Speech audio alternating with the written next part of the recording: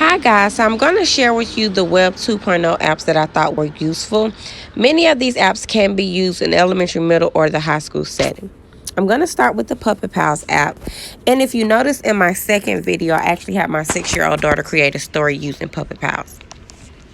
So, Puppet Pals allows you to actually select your own character.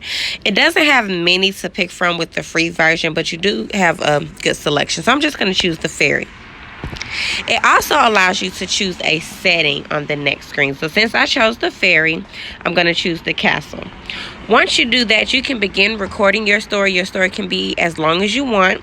Once you're done, you can then save that. You can share it with friends. You can upload it on different websites. So I think this is really cool for the elementary age students. Next, we're going to look at Brainscapes, which is actually useful for any age of students. And this is actually kind of like a flashcard study tool. If you notice, I do have a few sets that I've already selected. However, you can search anything you want. Let's say we wanted to look at study cards on plants, I'll say.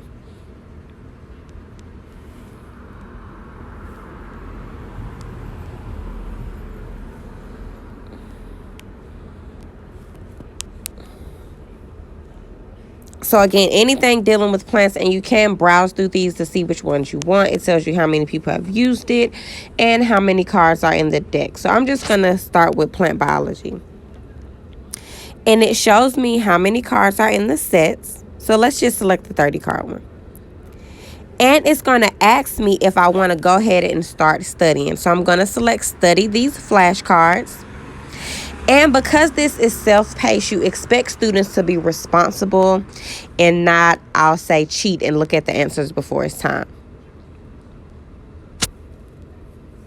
So I'm going to start studying. And I can put up some mini cards in the study deck as I want. But I'll just select a few for now. So you'll have a set of flashcards that pop up. So if you know the answer, you want your students to be honest with themselves. So if they know the answer, they can go ahead and click tap on answer. If they were correct, then it kind of gives you can rate yourself on a scale of 1 to 5, with 1 being I was not correct and 5 being I hit the nail on the dot.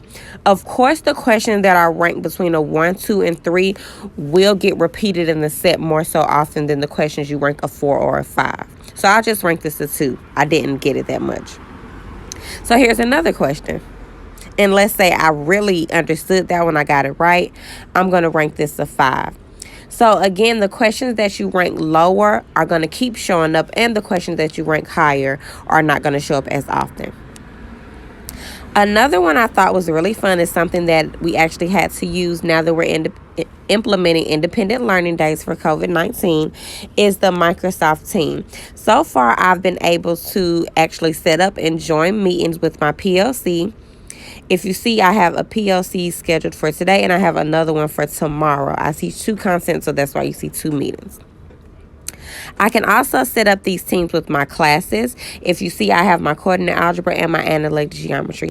And I actually like this because it's useful, because I can have live one-on-one sessions with my students as if we were in the classroom, and I can share my screen with them as I'm working through problems. So let's just say I wanted to join my geometry meeting. You can select whether to turn your video on or off, your mic,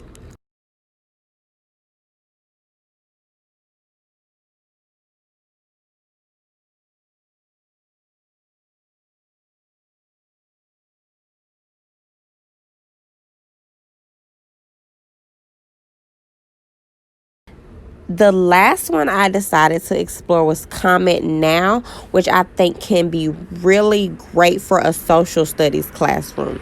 It allows you to explore articles. As you'll see, most of our articles are talking about COVID-19, since that's what the world is facing right now. And it allows you to actually select on the article. You can read what other people commented on it. But you can also read the article yourself, and you can share your thoughts. So this is a good way to get students discussing, kind of get their opinions on things. So let's say I read this article and I want to say, wow, I cannot believe it.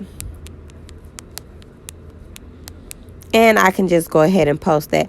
Again, you can use this with your students because you can create hashtags that they can go on and comment on this article. So this is another great resource. All of these Web 2.0 tools are extremely great for the classroom, and many of them can be used on both a cell phone and a computer.